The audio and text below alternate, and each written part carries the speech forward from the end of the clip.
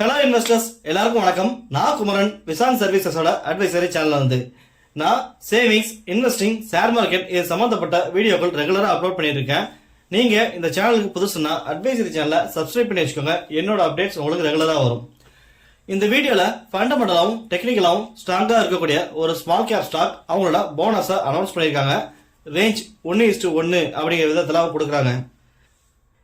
இந்த bonus அனௌன்ஸ்மெண்ட்டை use பண்ணி நம்மளோட இன்வெஸ்ட்மெண்ட்டை இதில் ஸ்டார்ட் பண்ணலாமா, அவங்களோட பர்ஃபார்மன்ஸ் எப்படி இருக்கு, அவங்களோட ஃபியூச்சர் பிளான்ஸ் என்ன, அவங்களோட பாசிட்டிவ் என்ன நெகட்டிவ் என்ன அப்படிங்கிற எல்லா டீட்டெயில்ஸும் இந்த வீடியோவில் நம்ம கிளியராக பார்ப்போம். நம்ம பார்க்க போகிற ஸ்டாக்கோட name FIEM industries limited. Auto ancillary செக்டரில் வராங்க. இவங்களோட மேஜர் பிஸ்னஸ் அப்படின்னு நம்ம பார்க்கும்போது 2 வீலர்ஸ்க்கு 4 வீலர்ஸ்க்கு தேவையான பார்ட்ஸ் மேனுஃபேக்சரிங் பண்ணுறது இவங்களோட மேஜர் பிஸ்னஸ். அவங்க ஹெட் லேம்ப், டைல் லேம்ப்ஸ், இந்த மாதிரி ஒரு வண்டிக்கு தேவையான லைட்டிங் யூனிட் எல்லாமே அவங்க மேனுஃபேக்சரிங் பண்றாங்க.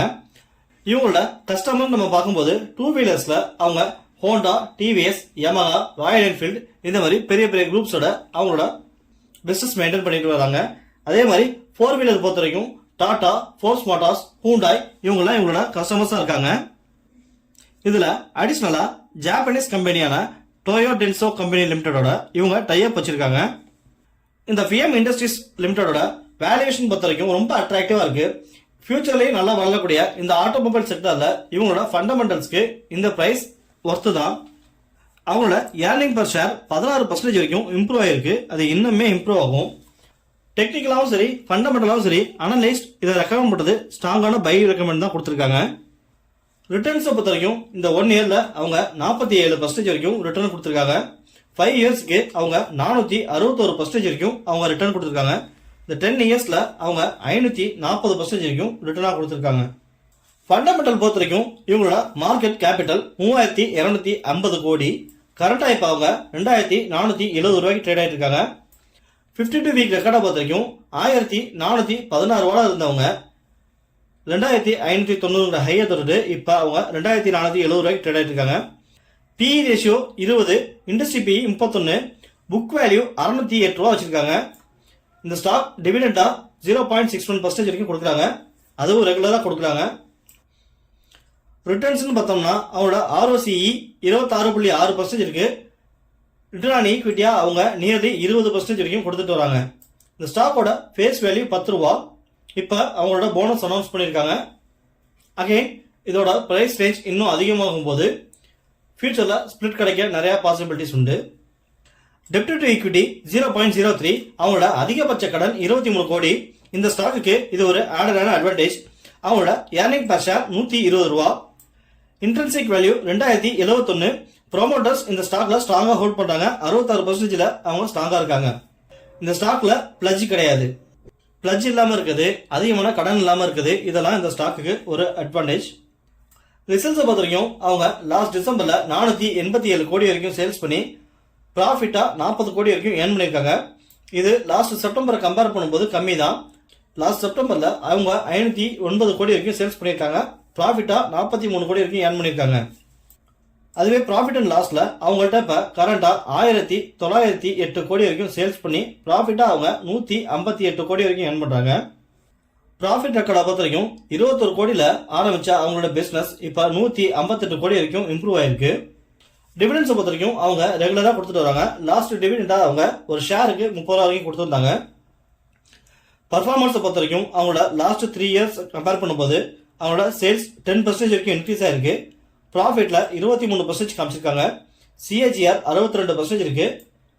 ஷேர் ஹோல்டர்ஸ்க்கு ரிட்டர்னா அவங்க 15% வரைக்கும் கொடுக்குறாங்க. பேலன்ஸ் ஷீட்ல அவங்களோட ரிசர்வ்ஸ் பொறுத்த வரைக்கும் அவங்கள்ட்ட 787 கோடி அவங்களோட ரிசர்வ்ஸா வச்சிருக்காங்க. அவங்களோட கடன் 23 கோடி தான்.